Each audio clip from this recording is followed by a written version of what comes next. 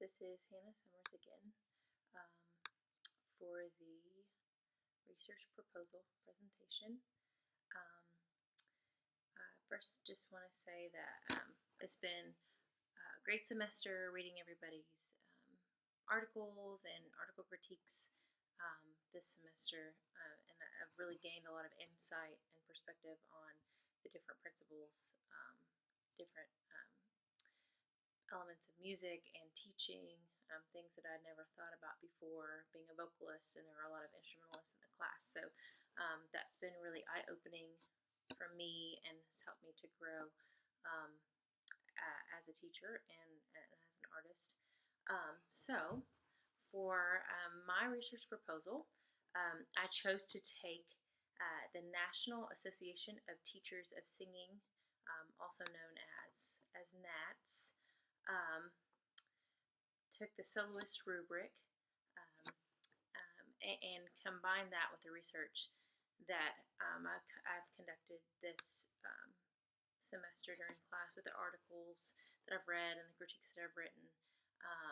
And I'm proposing to apply the 5 categories of the rubric to the standard 24 Italian songs and arias songbook. And with that, I would like to create a guidebook or a compilation of warm-ups and vocalese for studio voice teachers. So to dive into the proposal, the history of studied solo singing is centuries old. One of the heights of vocal classism and technique was the 17th and 18th centuries.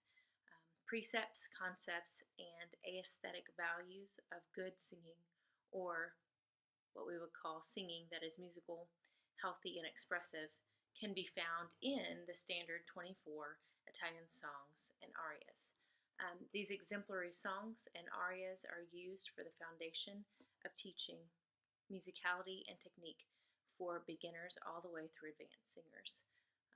Recent values of the aesthetics and techniques of good singing were outlined by the National Association of Teachers of Singing, which is NATS, in their nationally revised rubric for student auditions. The 24 Italian songs and arias support the modern concepts of good singing. All the values found in the rubric are paramount in these songs found in the 24 arias.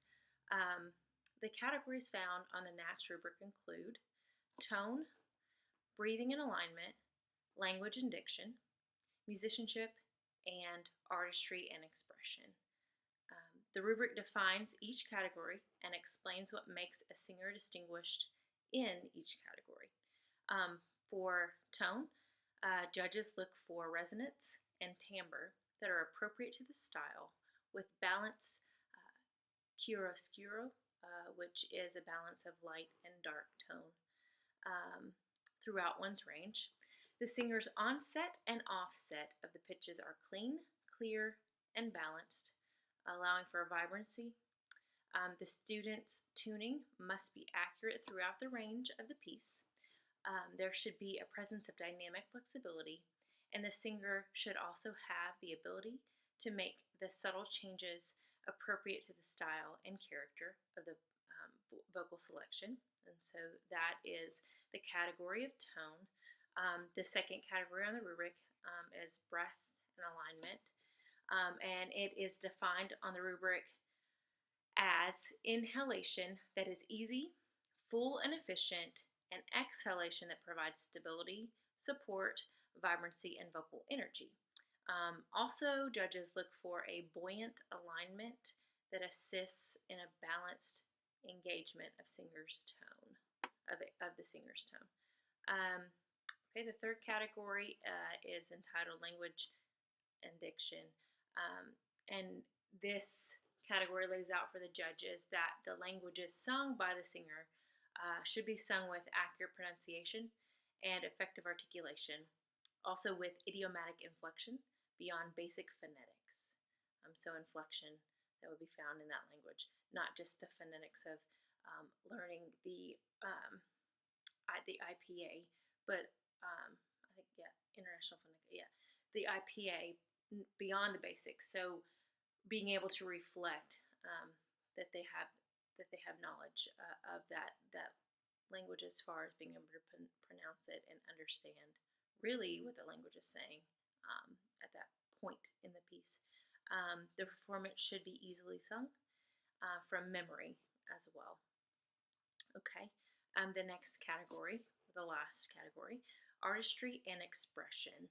Um, Within this category, judges expect the physical life, musicality, and vocalism of the singer to fully express the music and story and engage the listeners in a fulfilling aesthetic experience. Um, During the course of this semester, I found articles pertaining to each of these 5 categories. Um, well, excluding language, because I feel like that kind of falls into intonation and musicianship, and I couldn't find an article just based upon uh, language as far as in performance with vocal diction. So that one was not exclusive in my research of articles, but however does fall into the other categories. By studying the articles, I gained significant insight into why those 5 elements of singing were nationally selected as a guideline or measurement of good singing. And so I kind of just, at this point in the presentation, just want to highlight the points in the articles that were used to kind of back up those 5 categories. So for me, created validity or made for me backed up really for me why that they were selected, so that I had gained more knowledge in each area as well, as a vocalist and as a future teacher. So the first one within the article, a case investigation of respiration in operatic singing, an implementation of research, design, and applications. Kochman and co-authors examined the role of embodied music cognition in vocal performance. The issue is addressed that embodied involvement in music allows performers to interpret and communicate effectively. So this goes along with the breathing and support, but really, it really goes along with the artistry and expression as well. The author's goal was to develop from previous studies a valid methodology incorporating both conscious and unconscious respiration. And there's more detail there, but we read this in the article critiques before, so I'll just kind of skim over that. So the in the article, gesture as a communicative tool. Sorry, I'm backing back up. The article on respiration helps to provide validity to the current research being conducted for my proposal.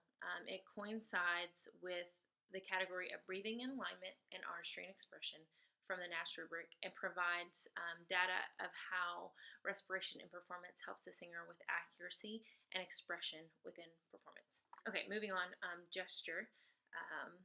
So in the article, gesture as a communicative tool in vocal pedagogy, it is discussed that the teaching of voice is heavily impacted by gesture as a form of communication and expression. So the article that was read really dealt with communication and gesture as communication in lessons, but went on to also talk about how using gesture as a communicative tool in performance is really along the lines of artistry and expression. And so it was observed within this study that gestures communicated from instructor to pupil really helped that student to learn the music. But then I really think that a lot of the gestures that we use to communicate certain elements in a lesson really feeds over into their performance. Where, if you're saying sing a high pitch but think low, and I know that I used the example before of in the opera last semester, when for me I was using a gesture on stage of physically bending my knees and thrusting my hand forward when I hit the high note, so I could hit the high note, but also using that as a form of communication artistry expression in my performance, but was triggering in my brain, sing high and don't strain. So that to me goes from how we would use it in a lesson, or how a student would think about a specific note, but be able to translate that into a performance and use it as expression. So, anyway, moving on. So, the next article that I studied this semester was dealing with vibrato and non vibrato singing, which goes along with with tone. So, teaching the proper way to use vibrato in a lesson, whether it be a piece that, just teaching a student how to use their vibrato, use the natural vibrations of their voice without hurting their voices, is so vital in vocal health and in performance, because it really just shapes the tone. So, in the article, vibrato and non-vibrato singing, who teaches it? Does it make a difference? The author explored vibrato and non-vibrato singing, who teaches it, talking the difference between choral directors and voice teachers. And of course, there's a list of things that we look at to really figure out how and when it's appropriate to teach certain elements of that. But that's beside the point. So, moving on. Teaching vibrato properly is most assuredly a key element of vocal pedagogy. Also, monitoring one's vibrato and helping the student to prevent vocal fatigue and or damage from misuse of the vibrato is vital for the overall well-being of the singer. On the NATS rubric, the category entitled Tone best correlates with this article on vibrato. The article provides a background on proper vibrato technique that is very helpful for the current study, that I am conducting. Okay, and another article that I read that kind of backs up this rubric is on intonation. And so it was talking about intonation drift in unaccompanied singing. This article on intonation goes hand in hand with musicianship as listed on the NATS rubric, and a singer's ability to recall accurate pitch and rhythm and to be able to express oneself by interpreting for the audience what the composer has written is what helps to define. I really think helps to define him or her as a musician. So they're taking the piece and making it their own by recognizing what the composer wrote and how they wrote it, and understanding the context of the piece, and understanding what the composer was trying to portray to his or her audience. And we, as the vocalists, get to be the artists in that, get to be the translator in our expression and with our musicality.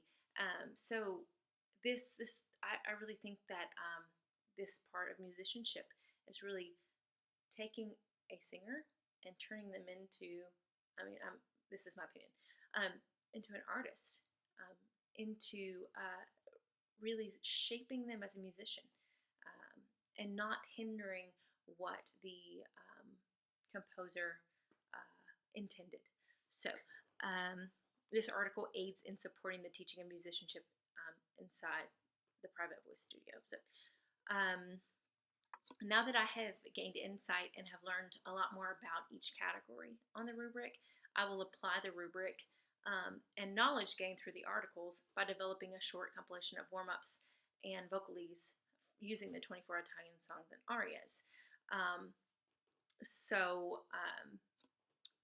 For the finished product of my capstone, I will take that book, and so let's say for breathing and alignment, I'll find a song that really deals with using the diaphragm, using the support, and I'll take an excerpt from that piece of music and develop a warm-up from it. So let's say we've done, the phonetics, A, E, I, O, U, we're singing through that, and then I say, okay, take this short 4 bars of this piece, and we'll sing it as a warm-up.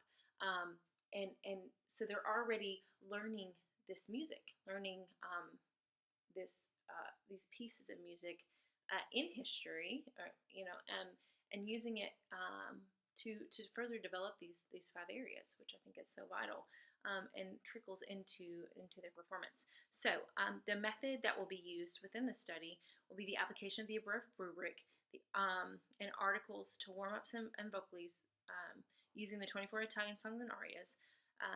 A song from the book, like I said, will be selected, and a short stanza will be um, used to help the singer apply one of the 5 techniques.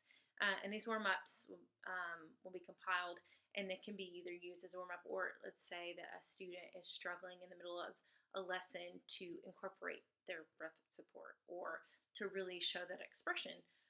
You can, like for me, I would incorporate one of the vocalises created to for them to be thinking along those lines. So that is the direction in which I'm going for my capstone, and really looking forward to further diving into that, and just going through the book and finding pieces that will really help incorporate these. And I've gained so much information and knowledge of this area this semester, things that I really hadn't thought about as a singer, and it will really help to develop my skills as a teacher. And so it's going to be a neat process to even create warm-ups that I will be able to use from a book that I sang from when I was, in high school and as a freshman in college. So it's been a great semester of learning and growing. And so thank you for watching this presentation, and I have thoroughly enjoyed the class. And even though it's been through videos and just Blackboard, it's been great getting to know you guys and learning from you all. So thank you.